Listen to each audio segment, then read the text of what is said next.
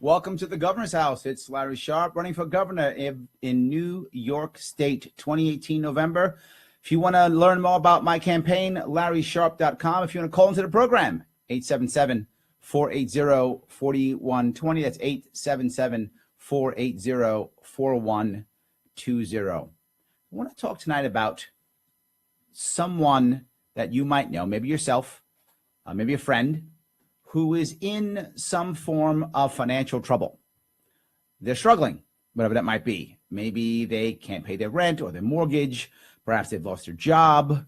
Perhaps they're in some situation where things have changed and they've maybe gotten divorced or had a child. Something happened to where now they are financially struggling. And the person comes to you and says, hey, friend, hey, family member, I have a question.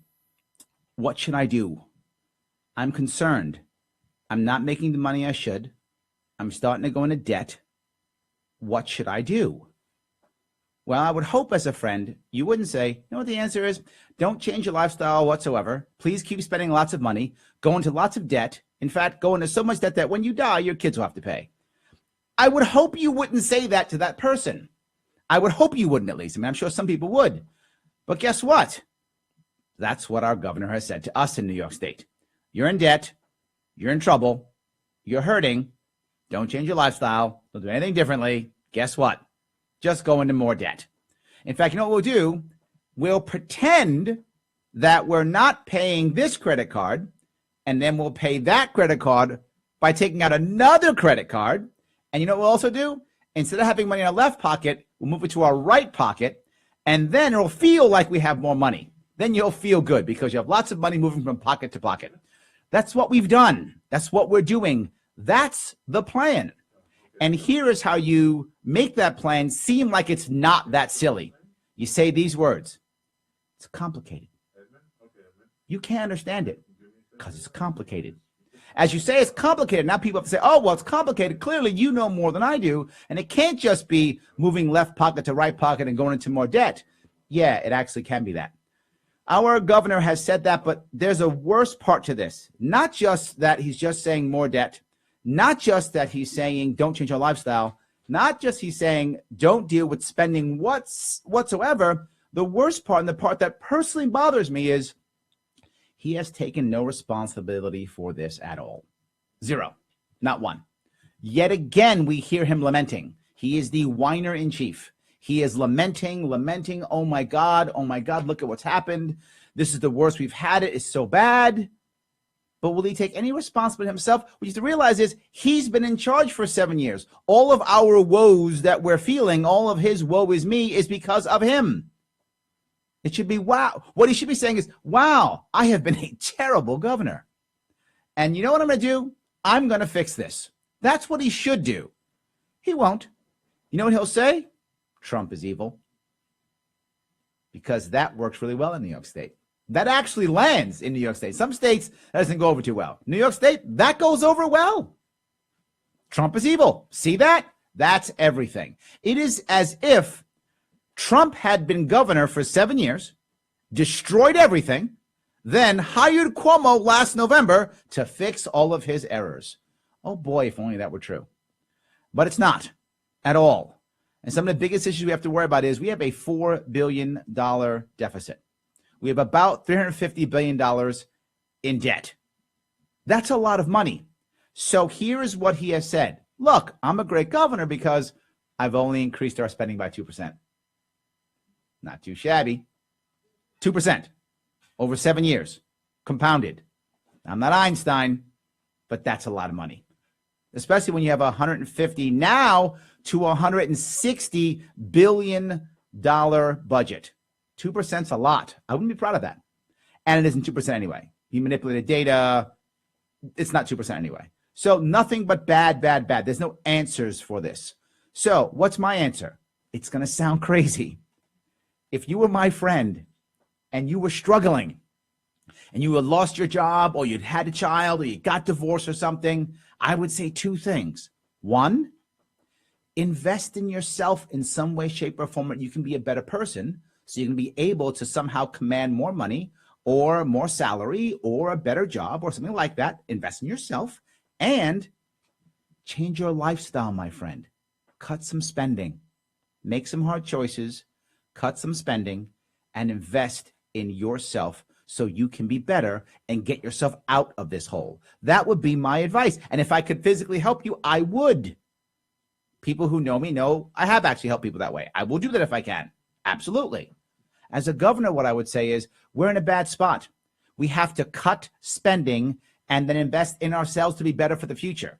Now, you might say, well, Larry, he's doing that, right? He's changing the tax code. No, what he's doing is he's making the left pocket right pocket. The problem is the right pocket is the employer and the left pocket is the employee.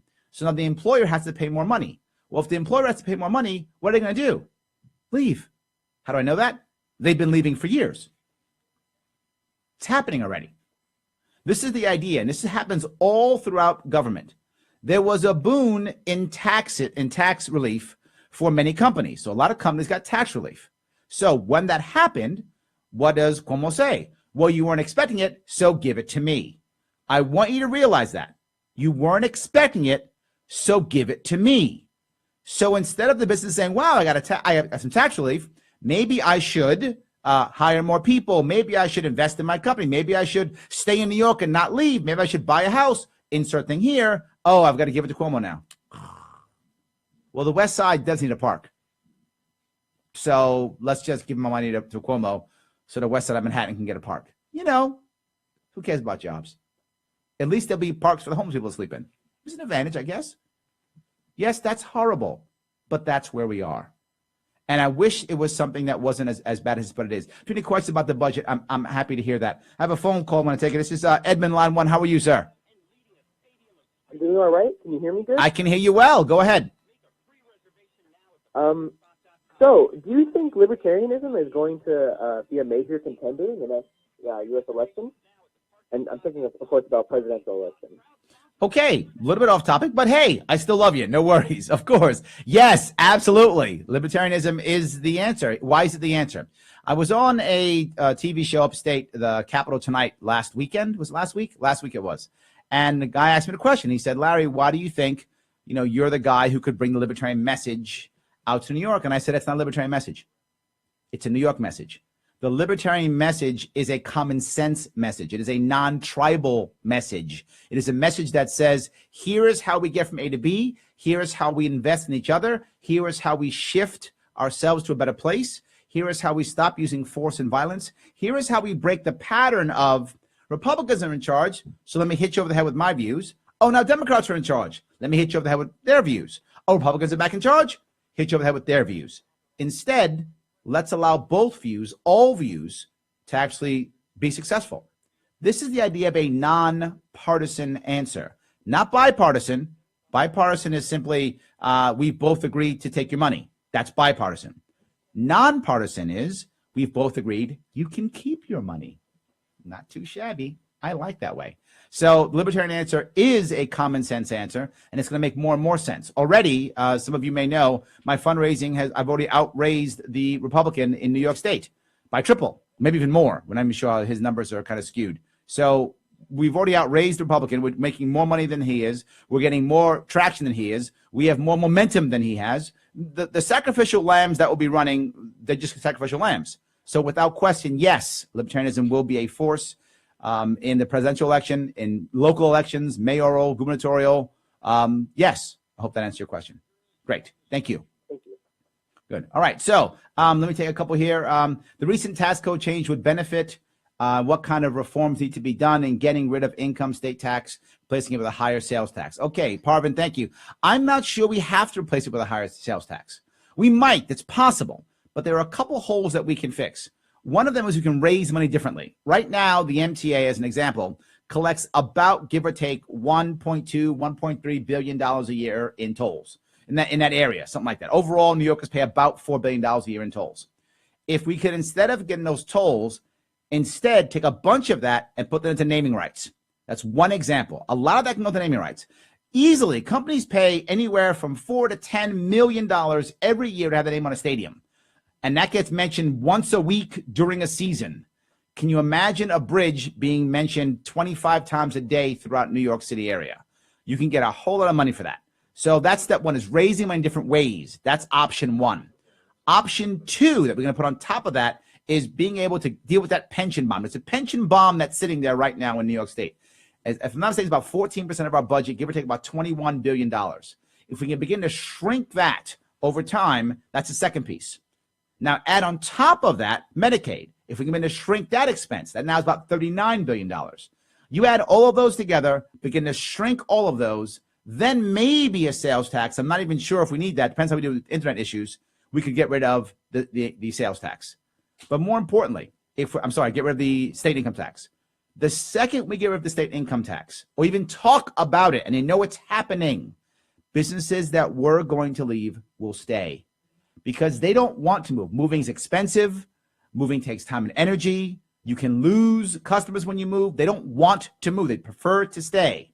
So once they even believe it's happening, we'll hold them here. That's number one. But number two, those who are thinking about coming might actually come. People stay.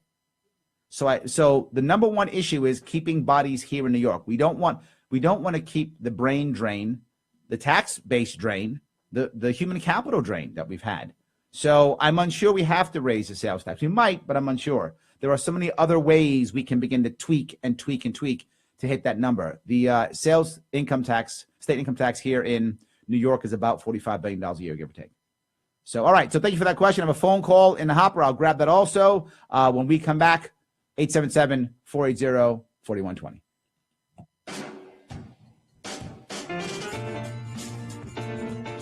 You're listening to the Talking Alternative Network.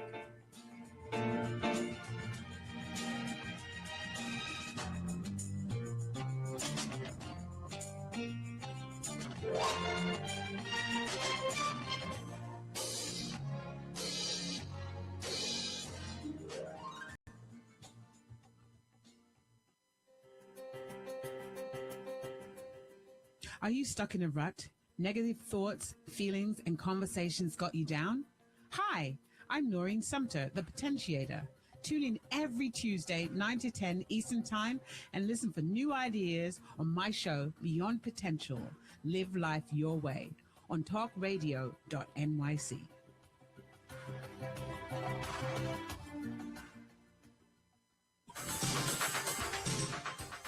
Who do you want to connect with? Are you an entrepreneur or intrapreneur looking to build your following? Welcome to our show. Follow Me Friday with Joan and Priya. Tune in every Friday at noon Eastern on talkradio.nyc. We're your digital connectors. Woo woo!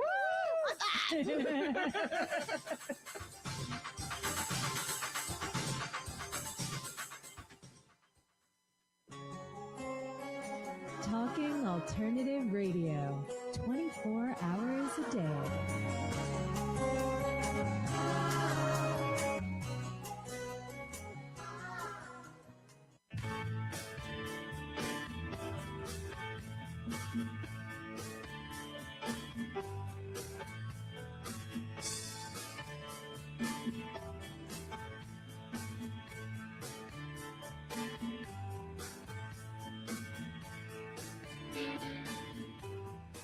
Welcome back to the Governor's House. It's Larry Sharpe running for governor of New York 2018. Go to LarrySharpe.com. Sharpe with an E makes it special. I have a caller here. Alex, are you there? Yes, sir. How are you? How are you doing, my friend? Talk to me. I'm doing great, sir, and thank you for breathing fresh air into the whole election. No, awesome. My question for you, sir, is I'm from upstate New York. I'm from Utica, Mm-hmm. and I live in Oneida County, Yep. and I know I speak for myself, and everything I've read up here, a lot of people are anti-SAFE Act up in upstate New York. Oh, yes. And I was just wondering, if elected governor, what your view on SAFE Act is. I was literally just at the Unsafe Act event at the VFW in Norwich just last weekend, where I spoke there, and I the first thing I said was, I want to thank both the Democrat and Republican nominee for showing up. Why? Because they didn't show up. It was just me. I was the only one who showed up from that cared about that. Yes, the issue with the SAFE Act is severalfold. Number one, I don't focus on the idea of it being unconstitutional, even though it is. I don't focus on that because New Yorkers obviously don't think it is because they voted for it. So I focus on the idea of it being not safe. You know, it sounds great. I mean, safe is in the name. Wow, it must be awesome, right? The Patriot Act must be patriotic, and the Safe Act must be safe. What an awesome naming, what an often sounding name. But it isn't actually safe. What it actually does is it makes people who were law-abiding citizens who purchased their firearms legally, it makes them criminals overnight. But not just that.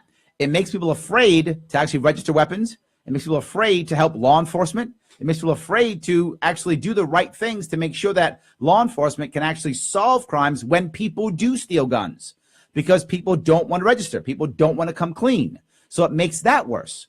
On top of all of that, now with the SAFE Act, if you have your firearm in a bag, and then next to that firearm, I'll say it again, next to that firearm is your ammunition, according to the SAFE Act, that's a loaded weapon. You're going to jail.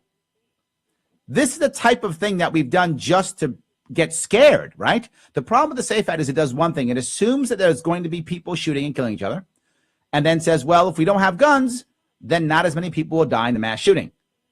While I do absolutely want less people to die if there was a shooting, what I'd rather focus on is having less shootings. I would rather people not want to shoot each other. That would be a much better way of doing things. How do you do that? Well, general rule, make people not want to shoot each other, like be more prosperous, have more hope, be happier in their life, have a better state, have better education, have better opportunities for family and friends. Generally speaking, when people have more to lose, they tend to not want to shoot people up. So I'd rather do that. So the SAFE Act is unconstitutional. It doesn't make us safer. It just hurts. It makes good people criminals. It doesn't stop violence. It doesn't stop people from shooting each other. All it does is create more people spending more time being afraid of police and waste police time trying to get law-abiding citizens when they should be getting bad guys. It is nothing but bad. So I will spend the first year, which will be 2019, when I'm governor, heavily using the bully pulpit to get people to realize the weakness and the flaws of the SAFE Act. Let me be very clear. There are a lot of assemblymen right now and people in the Senate right now who absolutely believe what I just said. They know it to be true, but they won't repeal it because the second they repeal it, someone's going to shoot someone up, someone's going to die, and the press is going to crucify them. They know that, and they're afraid of losing power. I get that. I'm not mad at them. They're politicians. It's how it works. I get it. What they require is someone to run air cover for them. The current governor will never do that. A Republican governor wouldn't do that. I will do that. I will be the one saying it's the right thing, it's the right thing, it's the right thing, it's the right thing. And I'll say it 14 million times until they go, good. Now if we repeal it, they'll blame Governor Sharpe instead. Once that happens, they will repeal it. So it will take about a year, give or take, of bully pulpit, of showing people the folly, of making New York a better place to live, and then we hope for repeal in 2020. Did I answer your question, my friend? Yes, sir. Thank you very much for your time, and I appreciate it. Excellent. You and Senator Joe Grifo from upstate New York are actually going to make it legal to have firearms again. I appreciate your time. I love it. Have a great night. All right, good. So, of course, someone has to then, of course, ask about the NDAA, of course. But yes, another idea where we're supposed to make us safer, but it doesn't at all. So anyway, I actually have Brian in here today who's going to feed me some questions you've been asking. So go ahead, Brian. All right. So Nathan Nichols has offered you to have a little shameless plug here. Okay. Heard you are coming to the Unconvention. We're excited to have you. Can't wait. I am. I will be in the Unconvention in Omaha. I believe it is May 25th, 6th, and 7th. I think that's correct, if my dates are right. It is the Memorial Day weekend. I will be there in Omaha, hanging out with the cool people. And come see me if you can. Love to have you there. Lots of speakers, lots of great stuff. The Unconvention in Omaha. Awesome. Brian asks, not me, another Brian. This is a different one. Cooler Brian. Yeah. Would you get rid of the Empire State Development Corp and all the state and local industrial development agencies that hand out tax breaks to companies for coming here? Yes, this is a big deal. If you happen to see my interview on Capitol Tonight, he actually mentioned the idea of, businesses often want to come into an area and they look for the incentives, right? What are you going to give them to come? And my answer is nothing. I'm not going to give you anything. That's not the goal. I want to create a good environment for you to be here. You might say, but Larry, then they won't show up. If they won't show up, then they shouldn't be here. And that sounds cruel, but it's the truth. The problem is we've done this how many times in New York State, right? The Buffalo Billion. Remember that one? Solar City. Remember that? Right? We all of a sudden say, here's $1 billion and here, let's give you some stuff, company X or company Y, and we'll give you this cool stuff for 2 years. And then the cool stuff runs out and the company leaves. What happened to the, weren't we going to be a yogurt empire in upstate New York too? What happened to that? That went away too. What happened to Startup New York? We're going to have 50,000 new businesses. What happened to that? A bunch of money we put into stuff and then no one comes. They come, take advantage and leave. I want to create an environment to where people want to be here, not that we have to bribe them. But what's worse about these are specifically bad. These are if there would be a factory for crony capitalists, this is the factory, right? This is the one that would make the crony capitalists. Literally, they take your tax money, my tax money that we pay, take it, spend a bunch of it on their infrastructure, and give it out to people who they deem are right or correct. So instead of the consumer, you and I doing it, and we purchasing what we want to purchase and deciding what company or what group or what individual is righteous based upon our dollar, the consumer deciding what we want, bureaucrats sit in a room and go, you know what? I think Acme Company will do well. Why do you do that? Is it because your sister's on the board? No, has nothing to do with the fact that my sister's on the board. Or the fact that the guy who owns it gave you a car? No, it has nothing to do with the fact that guy gave me a car. It has to be because I think it's best. Great. What are your credentials? I donated money to a politician. Got it. That is basically what those corporations are, right? That's basically what they are. It is where crony capitalism begins. It is what it's all about. They're a bad idea. They are a waste of money. But more importantly, now I'm competing. If I'm a small business owner in a town in New York State and I want that money, I am competing for my own. I am competing for my own money because I'm paying the taxes, I'm paying the fees, I'm paying everything, and then someone else deciding who gets that. So I have to sing for my supper, but I cook the supper. I'm not happy about that. I would get rid of all of them. Hope that answers your question. Good. All right. Kalind, I think is how you pronounce that name. What are your thoughts on the New York sports teams using government subsidies for their facilities? How do we change that? I am so shocked that we have to pay teams to be here. I don't get it. If you New York City, New York City literally has about 20 million people in the metro area. 20 million. 20 million people in the metro area, which means it's larger than most countries. Why wouldn't you want to have a sports team here? Think of all the merchandising you can sell. Think of all the press events you can go to. Of course you want to be here. It should be the reverse. We should make them pay us to use the New York name. New York teams are always popular teams because they have New York there. That's the reason. Always popular teams. So if anything, we should be having them pay for the name, but New York on their uniforms. This definitely should be paying. No, I think by simply to be the Brooklyn Nets, then be the Brooklyn Nets and pay for it. You don't need Brooklyn Nets? Okay, goodbye. Have a nice day. New York City can and has supported successfully and it's just New York City, 16 professional teams. Is that crazy?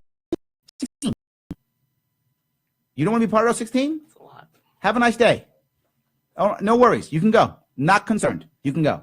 There are a lot of people who want to be a New York team. You don't want to be one? No worries. Have a nice day. Be a Jersey team or a Connecticut team or be the Hartford Whalers. What happened to them? Whatever. Be those guys. I don't know what you want to be. You don't have to know. So that's what I would do. I don't deal with that at all. All right, so I'm going to edit Joe's question a little bit. All right. Do you think Governor Cuomo's people are stupid enough to let him debate you?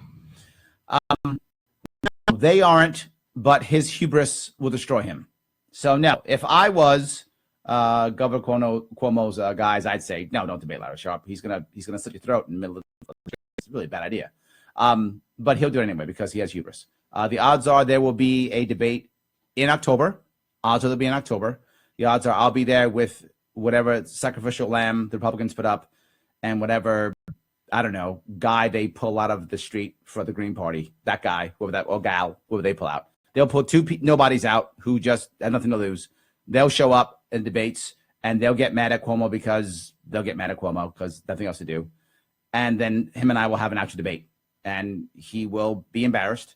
And I'll hope that answers your question, Joe. So they keep asking us to talk about cryptocurrency. Okay. Because a lot of people lost money on it this weekend. Yes, absolutely. Yes. This week, actually. Yes. I actually have also invested in cryptocurrency myself. I fan. like this question, though. Trey asks, what is your opinion on bringing back the gold and silver standard instead of the world coming to cryptocurrency? Yes, this is an issue. And here is my take on cryptocurrency in general. People should be able to trade in whatever they value, whatever that is. Right? I don't mind the government saying it will only take one thing for taxation. That's fine. Government will only take dollars. No worries. But if you want to trade in other things, trade in other things. Doesn't matter. Trade in whatever you want to trade in. So I don't mind at all. If you want to trade in crypto, Bitcoin, whatever, it's great. I have Bitcoin, but I don't really trade in Bitcoin. I don't buy anything. I have Bitcoin because it's kind of cool to have Bitcoin. So I have a bunch of Bitcoin, a bunch of Litecoin because it's cool to have. I'm hoping one day explode $1 bazillion and then I won't have to campaign so hard. You missed it. Did I miss it already? You missed it. Whatever. So yeah. Hopefully it'll explode again and I won't have to campaign anymore because I'll be able to fund my own campaign because with Bitcoin. So that's why I own it. But so that's my issue with that. Do I think the government should take Bitcoin? You know, in my opinion, when it comes to government, I like the idea of the government taking only one thing for taxation. It makes things easier. I like that concept. I'm not against that. But should the government stop other people from doing it? No, not at all. The government should allow you to trade in whatever you want to trade in, whatever that might be. When it comes to gold standard, silver standard, I don't like the idea of a silver standard, to tell you the truth. I don't. I like the idea of a gold standard very much. I don't like the idea of a silver standard at all. I feel like gold has been money forever and kind of still is money. This is what it is. So I'm really okay with a gold standard. I'm not happy with a silver standard. I don't know if that matters to you. I mean, I'm governor of New York. I'm not going to decide that at all. But all right. So I'm going to take one more phone call if I could. Bryce, how are you, sir? I'm very good, sir. How are you tonight? I'm doing great. Talk to me. So I was on your page a while ago, and actually me and you went back and forth. Oh, mad at me. Where the New York Daily News talked about whatever GOP guy was dropping out, blah, blah, blah, who cares? And who cares? Comment, almost every single comment was a positive comment about you. Yet the media has still largely tried to ignore you. Governor Cuomo has not really mentioned you at all. Do you think that's a sign of fear, much in the same way it was in 2016, where the media just tried to delegitimize the Libertarian Party as a whole? No, I don't think it's fear. I think it's habit, to be forward with you. The media doesn't actually care about me or not care about me. The media cares about eyeballs. And in the past, our candidates have not been able to garner many eyeballs. I've been doing a lot of interviews. I was in Reason. I told you I was on Capital Tonight. I'm going to be on New York Now coming up here. I'm hoping to get in a couple other more popular shows coming up here too. As I get on these shows, the reason why I'm getting on the shows is I actually can talk to people. And that sounds crazy, but we have had a lot of candidates who don't do well in the media. So they're accustomed to libertarians failing, or third parties in general, I shouldn't say libertarians. They're accustomed to third-party candidates failing and flopping in the media. That's their habit. That's their custom. They think it's true. So why waste their time? But if you've noticed, I am getting a bit more fire now because they're realizing I can actually talk to people. When you ask me a question, I can actually answer it. So to be forward with you, Bryce, I don't think it's malice.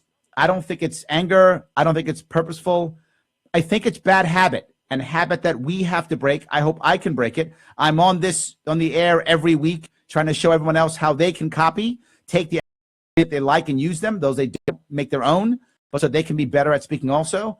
We have become better, and I think without question, you're going to find it more interesting, and as people want to see us, they're going to pay more attention to us. I've said this before. If you happen to read the Reason magazine article, I mentioned the idea of if we want to be in the debates, we have to want to be seen. If people want to see us, we'll be in the debates. Did that answer your question?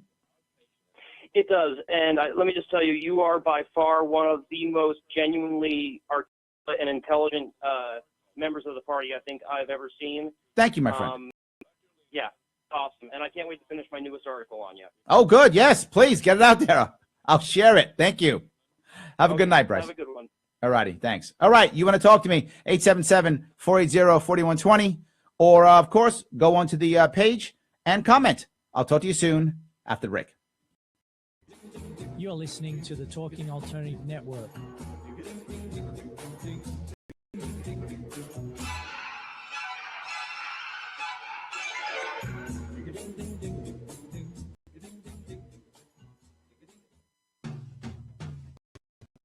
Are you into comics, movies, and pop culture at large? What about music and TV? Then you're in for a treat. This is Michael Dolce, your host on TalkingAlternative.com. I've been professionally writing comic books, screenplays, and music articles for almost 15 years. Catch my show, Secrets of the Sire, at its new primetime slot, Wednesdays, 8 p.m. Eastern Time, and get the inside scoop on the pop culture universe you love to talk about. For more info, go to secretsofthesire.com.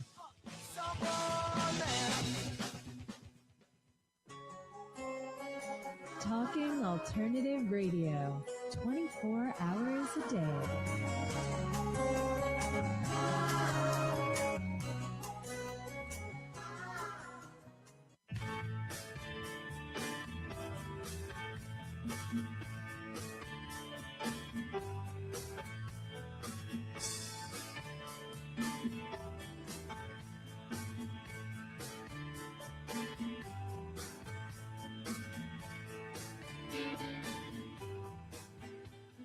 Welcome back to the Governor's House. It's Larry Sharpe, 877-480-4120 to call in and talk to me. Or, of course, on the Facebook page, please comment.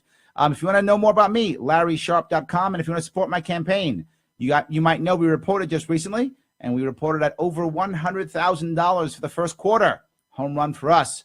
Some of the Republican sacrificial lambs, the highest they reported was $30K, was the highest. Some reported 6, 16, even lower. Of course, His Majesty has 12 million, but I don't have to raise as much as him. I have to raise enough to get around the state. That's the issue. And I'm on my way to doing exactly that. So thank you for those of you who have donated. For those of you who haven't, why haven't you? I'm super smart and handsome and modest. So you should absolutely donate $25, $50, $100, $10, whatever you can do to help us out so I can keep doing this and helping you all out.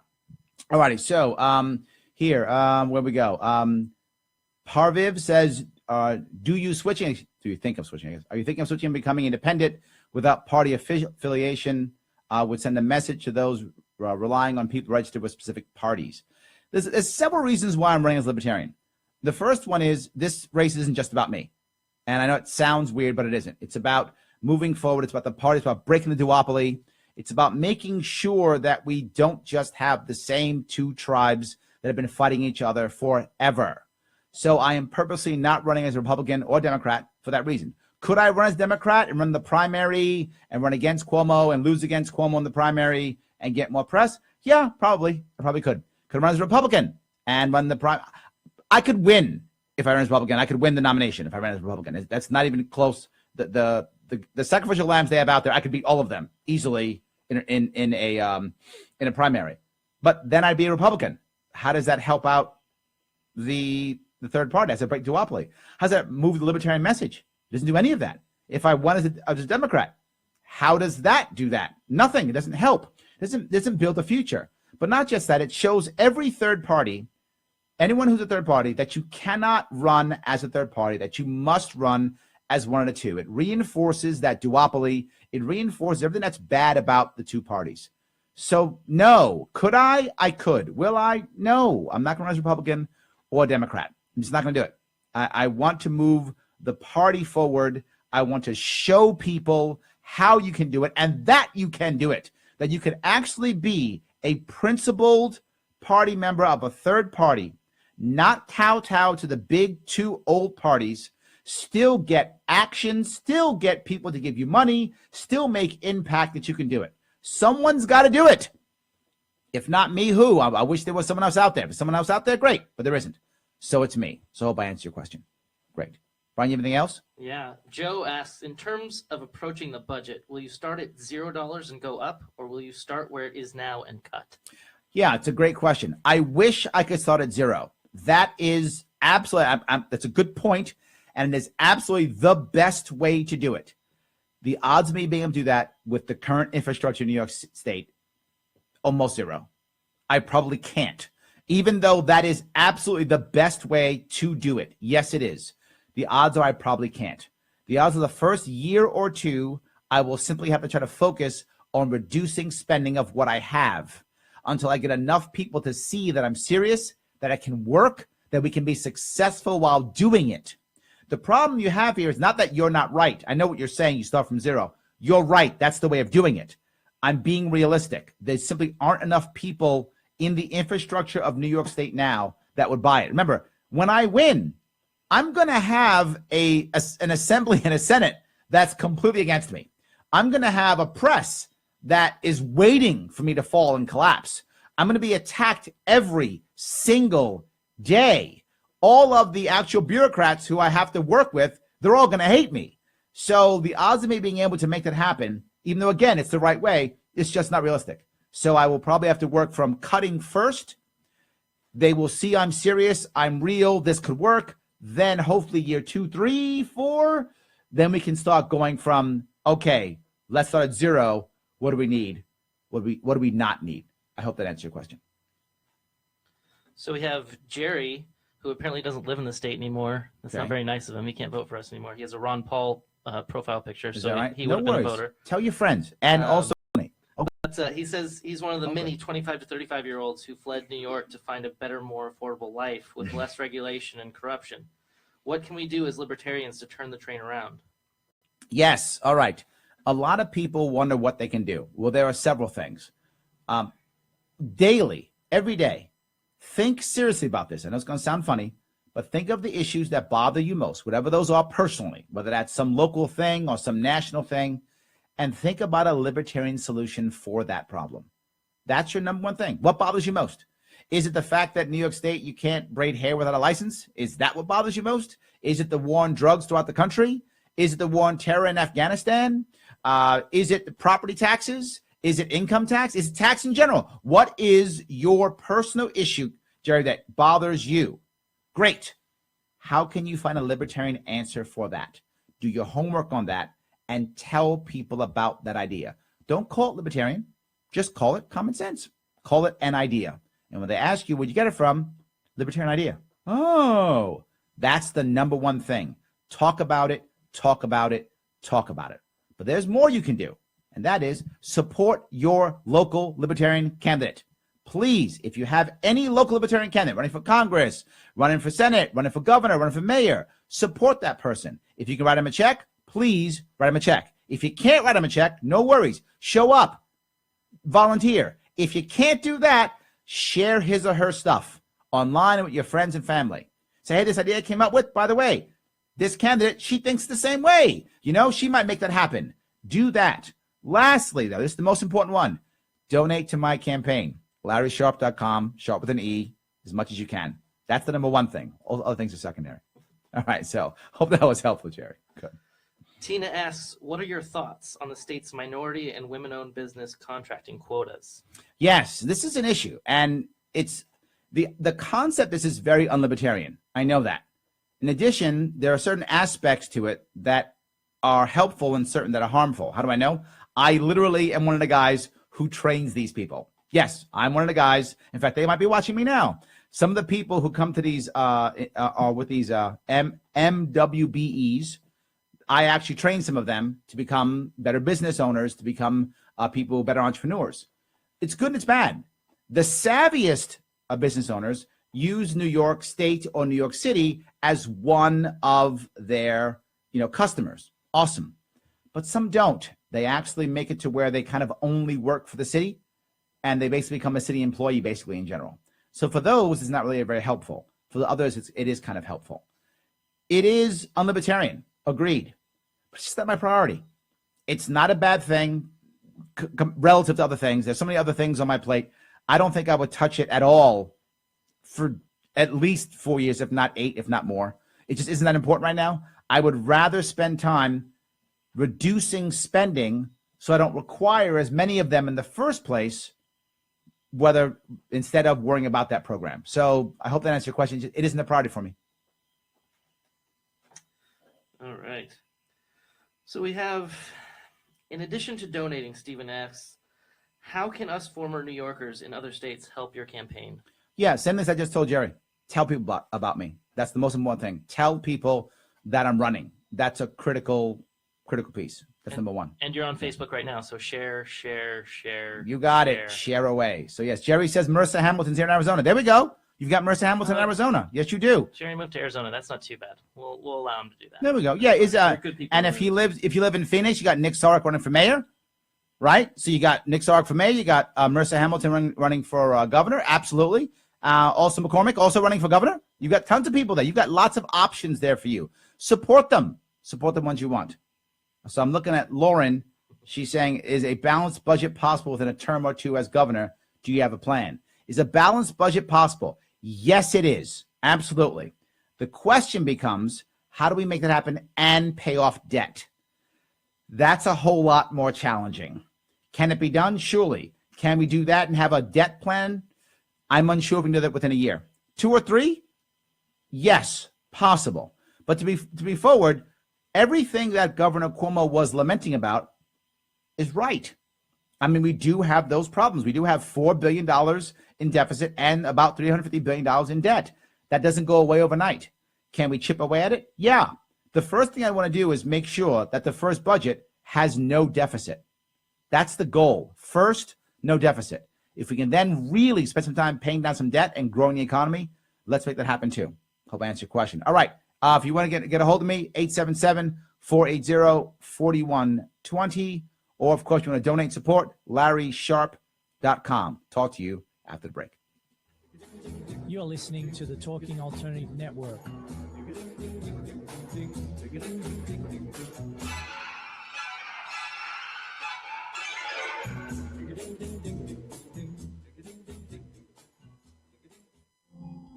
Are you a conscious co-creator? Are you on a quest to raise your vibration and your consciousness? I'm Sam Leibowitz, your conscious consultant, and on my show, The Conscious Consultant Hour, Awakening Humanity, we will touch upon all these topics and more. Listen live at our new time on Thursdays at 12 noon Eastern Time. That's The Conscious Consultant Hour, Awakening Humanity, Thursdays, 12 noon on talkradio.nyc.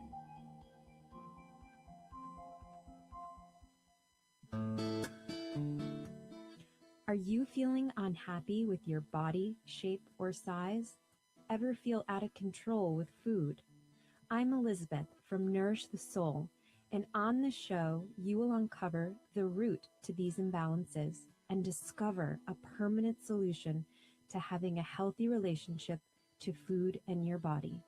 Join us every Thursday morning at 11 a.m. Eastern Time on talkradio.nyc. TalkingAlternative.com.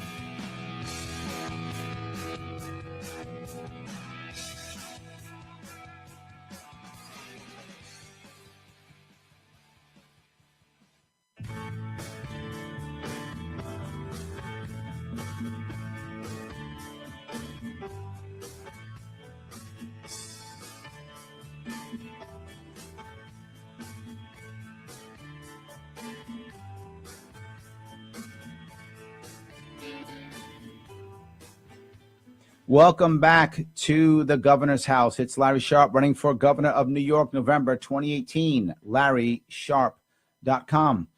I want to bring up one specific piece about Cuomo's plan that kind of bothered me a little bit. And that is the idea of, look, we're going to blame the pharmaceutical companies for the opioid epidemic, and we're going to charge them X cents or X pennies on a dollar, whatever that is, for all the pills that they're going to give out, all these opioids. And the goal is to do that, and then hopefully we'll raise some extra money for addiction, and we'll give it to Oasis, which is the organization that helps out addiction. I'm sorry, that controls the people, how they help addicts here in New York State. And Hopefully they won't, they'll find other things to give them besides opioids. You could do that. That's option one. But there's another option that won't require any punishment or any taxes or anything, and that would be legalize marijuana. Legalize marijuana. What other substance could someone use to treat pain or depression besides an opioid? Could it be cannabis, which is happening in states throughout the nation? Could it be that? And you wouldn't need any extra taxes, nothing extra, treat like anything else, no spare taxes, see, but that's a problem, right? Then there's no extra law to pass, then there's no extra enforcement agency, then you can't blame somebody else but yourself. Or you could just end the war on drugs, and guess what? You'd have more people going to get help. You'd have more people using marijuana, less using opioids. And guess what? Doctors wouldn't have to prescribe opioids because they could prescribe cannabis. Again, that's not how this governor works. This governor does not work on the idea of innovation and growth. He works on the idea of punishment and bribery. That's it. The closest he got is we need a study group of people to get together to talk about marijuana. Why are you having a study? Look at Colorado. No study required. Just go there. Look at California. You're going to have 4 New Yorkers or 10 New Yorkers who are your cronies sit in a room and decide if it makes sense to legalize marijuana. And what will their criteria be? Whether they personally can make any money. That will be their criteria. Yet again, another factory of crony capitalism. One thing that we are good at in New York is crony capitalism. We are really good at that. It's one of our skill sets. New Jersey is good too. I don't want to, take anything away from New Jersey. You guys are good at crony capitalism also. Don't get mad at me. But we are really good at crony capitalism. So again, we do that. There is no need. If you want to make things right, Governor, just legalize marijuana. Just do that. End the war on drugs. Do that and stand against Jeff Sessions. Stand against it, period. And all of a sudden now, you'll see things change. That's the simple solution. And to you, Jerry, that's not a libertarian solution. That's a common sense solution. That's an obvious solution. That's a let's not punish people solution. That's what that is. Great. Go ahead. Carlos asks, would a plan like Gary Johnson's federal consumption tax solve the debt problem? I don't know. It's a great question in general. The thing I worry about increasing a consumption tax is when you increase a consumption tax, there is disruption, right? People get scared. Oh, more taxes. There's fear and disruption. And my worry is when I begin to start a big consumption tax, I worry that people mentally will not want to buy as much because they're going to feel like they're paying more. They're going to feel like they're being punished from purchasing. That's my worry. Now, to be forward, I'm unsure if this is true. It's my gut. I would always rather focus on first reducing spending. If we can reduce spending and then reduce, for example, either eliminate the or significantly reduce property tax, then create some form of consumption tax so that people feel like it's being balanced at least, maybe then it could work. My worry about throwing consumption tax is it won't reduce spending. What the state will see is, oh, extra money, and will actually just spend more. So while conceptually, I'm not against the idea of a consumption tax, I think in practice, it will just feed the beast even more. Our budget will go from 160 billion to 180 billion. Nothing will change, and people will just pay more in taxes. So I don't like the idea of increasing any tax. But if I could reduce enough spending, I would consider it maybe.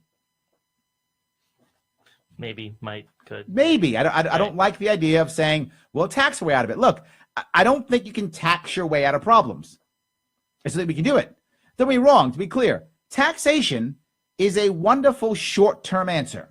I mean, if I only care about the next year or two, raise taxes. Awesome idea. It will work. In the next 2 years, I'll raise a bunch of money. Then people will leave and the tax base will shrink and everything will pay and it'll be a disaster. So short-term, tax away. I'm not thinking short-term. But I think our governor is thinking at 2020, where he may be running for president. So he might be thinking short-term. He might be thinking, I'll tax the hell out of all you guys. Then I'll walk over to the White House and I'll blame my lieutenant governor for how bad things are. I have a feeling he's thinking short term. I'm not thinking short term. So taxation is a short term answer. It's something I'm just not happy about. Alex asks, should I hold Sharpe coin? Oh my God, yes. Sharpe coin is the thing. If you don't know what Sharpe coin is, you need to go to larrysharpe.com and the button that says Sharpe coin on it. You have to go to get Sharpe coin. It is the thing. And I'm just telling you, when I think about Sharpe coin, all I think about is buying fancy cars. That's the first thing comes to my mind. Sharpe coin, fancy cars. How can you not like a coin called Sharpe? So yes, Alex, without question, you shouldn't just hold Sharpe coin. You should do whatever you can to get as much Sharpe coin as possible. That's what you should do. Not at all. Okay. Not at all. Bias. Not at all. Not at all. Yeah. No. Oh, this one. Yeah. We'll talk about something on here. Go ahead, please. Oh, where was? Hold on. Oh, yeah. No, I got it. Matt, go ahead.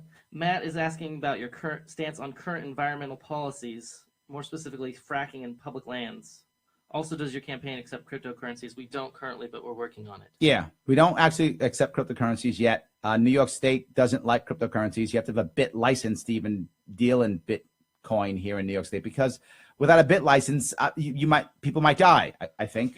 I'm guessing. I don't know. People might die. That's what happened 3 times. Yeah, people die when you don't have a bit license, whatever that is. So we don't do that. Sorry about that. When it comes to fracking, to be forward in New York State, the areas that the current counties now that you could frack in, most of them don't want it. They've already locally said they've banned it. So there's a current moratorium on it.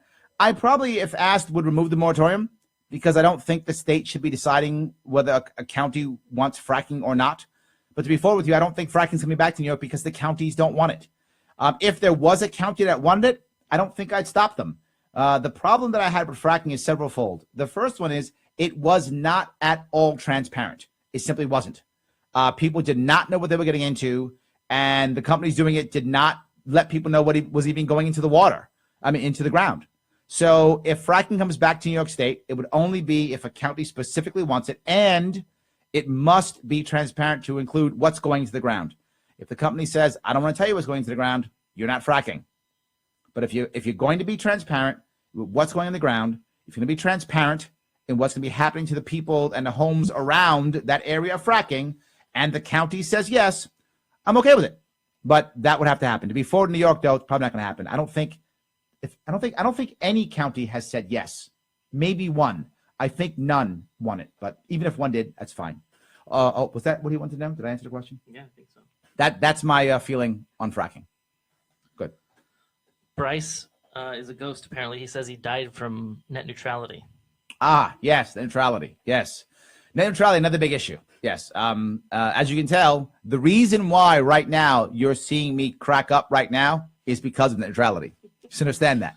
Totally blame Majid. It's all his. He did it. It's all his fault. No matter. So anything I say that sounds silly, net neutrality. It is absolutely net neutrality's fault. I'm teasing.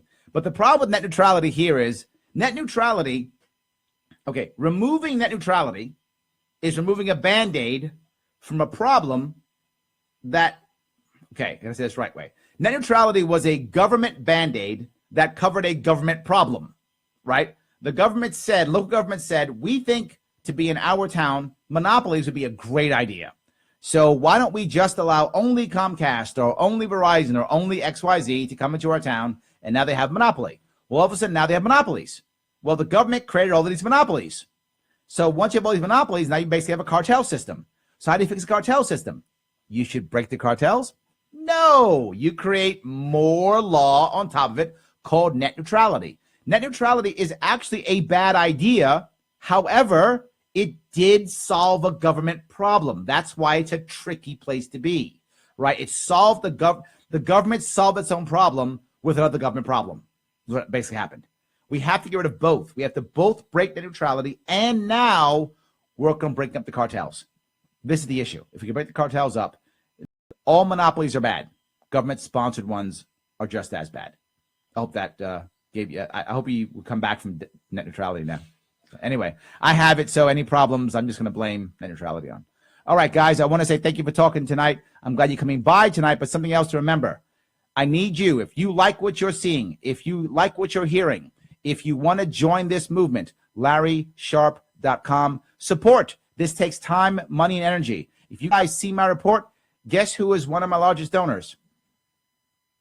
Me. Yes, I'm like number 4, number 3, number 4, number 5. I'm in the top 5. Yes, I put my own money into this, a lot of it, my own time and energy. You guys know I am a consultant. If I'm here talking to you, I'm not in front of clients. If I'm not in front of clients, I'm not making money. So I'm bleeding, and that's okay. I'm not complaining about bleeding. I'm just asking you, bleed with me. That's all I'm saying. I'm not complaining about me bleeding. I know I signed up for this. I'm asking you to bleed with me. So if you can donate, please do so. $100, $50, $75, whatever you can do. LarrySharpe.com. Click on the donate pledge button and help me out. All right, guys, I appreciate you listening. I will talk to you next week here. I'm sorry, not next week. In 2 weeks. I'll talk to you in 2 weeks. Yes, 2 weeks. I'll actually be in Utah in next week. Yes, Utah and Oklahoma. So if you're in Utah, Oklahoma, go to my page. You'll see where I am. Come visit me. I'm going to the I Am Gary Johnson Sundance event next week. So I will not be here. I'll be at Sundance acting like I'm cool with the Hollywood types. I'm not really that cool, nor am I a Hollywood type. But I will act that way anyway. All right. Have a great night. The Governor's House. LarrySharpe.com. Good night. You are listening to the Talking Alternative Network.